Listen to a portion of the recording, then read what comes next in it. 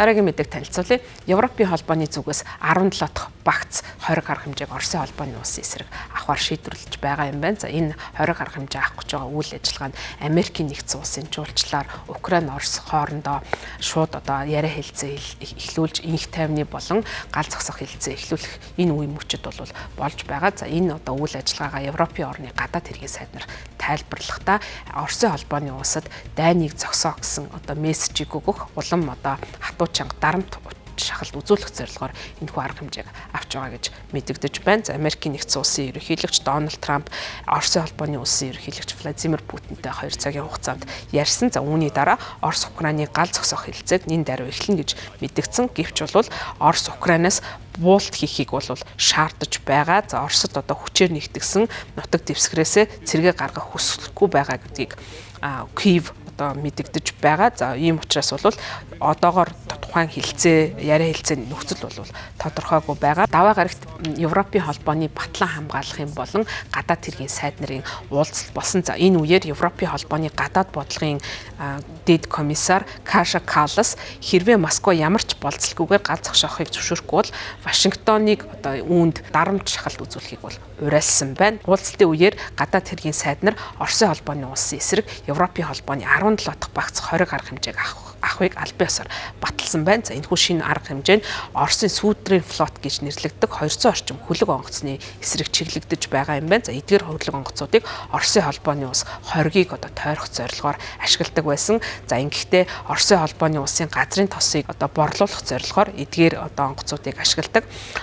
Ихэвчлэн бол эвдэрсэн даатгалгүй, эзэмшлэн тодорхойгүй ийм хөлөг онгоцнууд байдаг юм байна. За эдгээр хөлөг онгоцыг цаашид бол Оросд орлого оруулах газрын тосыг нь зарж борлуулах ийм нөхцөл байдалд ашиглахгүй байхаар хоргийг зохицуулж байгаа. За үүнтэй холбогдуулан Европын гадаад бодлого хэрэгсэн тэргүүн комиссар Каша Каллас хэлэхдээ бид Оросын холбооны улсад илүү олон арга хэмжээ авахар ажиллаж байна. Орос дайн хийх тусам бид илүү хатуу байх болно гэж мэдэгдсэн байна. Шинэ арга хэмжээнүүд нь хибрид буюу хосломол дайны эсрэг аюул занал, за мөн хүний эрхийн асуудлыг бол авч үзнэ. За илүү олон Оросд арга хэмжээ авахар ажиллаж байгаагаа мөн онцолсон. Шинэ арга хэмжээний хувьд авч үзэх юм бол өмнө нь Оросын холбооны улсад тавьсан арга хэмжээнээс хийхэд бол тусалж байсан Оросын цэрэг улс төрийн элитүүд болон за бусад орны хүмүүсийг бас хоригт хамруулж байгаа юм байна. За үүндээ бол бүгд найрамд Хятад ард улс, Арабын нэгдсэн Эмират улсад байгаа гадаадын байгууллагуудад тухайн хориг нь бас чиглэгдэж байгаа юм байна. За Европын холбоо түнчлэн хурамч мэдээлэл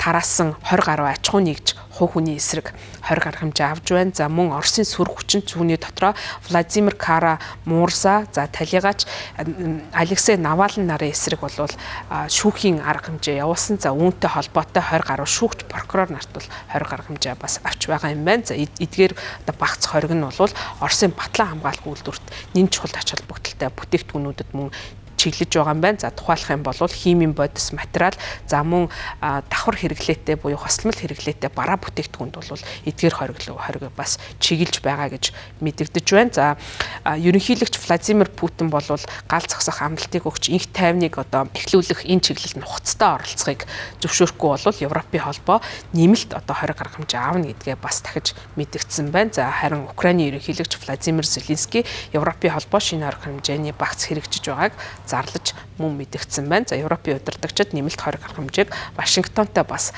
зохицуулж арга хэмжээг аавна гэж мэдэгдэж байгаа. За 5 дугаар сарын 19-нд Путинтэй уцаар ирсэн Америкийн ерөнхийлөгч Дональд Трамп бол энхийн хүчин чармаалтыг тасалдуулахын тулд Оросын холбооны улсад шинэ 20 гаруй хэмжээ авахгүй гэж мэдэгдсэн бол энэхүү Европын холбооны орнуудаас 20 гаруй хэмжээг авч байгаа юм байна. За Европын холбооны 20 гаруй хэмжээ бол нэлээд хүчтэй ийм 20 гаруй хэмжээг авдаг. За энэ нь бол цаашдаа эдгээр 20 гаруй хэмжээг биелүүлэхгүй, за 20 гаруй хэмжээнээс зайлсхийх нөхцөлийг бүрдүүлсэн улс орнуудад бол давхраас 20 гаруй хэмжээ авдаг байгаа. За ийм улс орнуудын тоонд бол Төв Азийн орнууд болон зарим Арабын орнууд багтаж байгааг энэ 20 гаруй хэмжээнээс харж болохоор байна. За цаашдаа бол улс орнууд Оросын холбооны улстай худалдаа эдийн засгийн харилцаанд орох, за ямар нэгэн байдлаар Оросын холбооны улсад туслах үйлдэл хийсэн тохиолдолд давхар хоригт өртөж магадгүй учраас бол энэхүү 20 гаруй хэмжээтэй холбоотой заалтуудыг хэрэгжүүлэхэд хийхэн болгоомжтой хандаж хууль эрх зүйн болон бусад тохируулах зохицуултыг хийх шаардлагатай болж байгаамаа.